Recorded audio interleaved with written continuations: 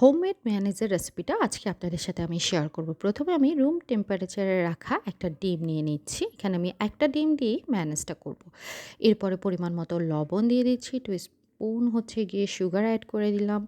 তারপর হচ্ছে আস্ত গোলমরিচ দিয়ে দিলাম, টমেটো কেচাপ দিয়ে দিলাম প্রায় 2 টিস্পুনের মতো। এরপরে আমি এখানে 2 টুকরা হচ্ছে গিয়ে আস্ত রসুন দিব। আর এটা আপনারা আপনাদের পছন্দ মতো ingredients গুলো বাড়িয়ে কমিয়ে দিতে পারবেন। এরপরে খুব একটা ঝাল না হয় সেজন্য হাফ কাঁচামরিচ দিলাম আর একটু ধনিয়া কুচি দিয়ে দিলাম। আর তেল কিন্তু আমি আস্তে, আস্তে দিব। ১ম এ অল্প একটু তেল দিয়ে দিই। আমি এটা ব্লেন্ডার করে নিব। সাথে হচ্ছে একটু চিলি ফ্লেক্স দিয়ে দিয়েছি। এরপরে আবার হচ্ছে গিয়ে তেল দিয়ে দিব। আমি ১ কাপ তেল প্রায় ৩-৪ বারের মতো করে দিয়ে ব্লেন্ডার করে নিব। যখন এটার ঘনত্বটা মোটামুটি এরকম সুন্দর একটা আ টেক্সচার চলে আসবে তখন হচ্ছে গিয়ে এটা রেডি।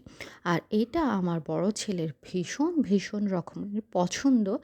এই ম্যায়োনিজটা খাওয়ার পর ও বাইরের ম্যায়োনিজটা কখনোই আর খায় না।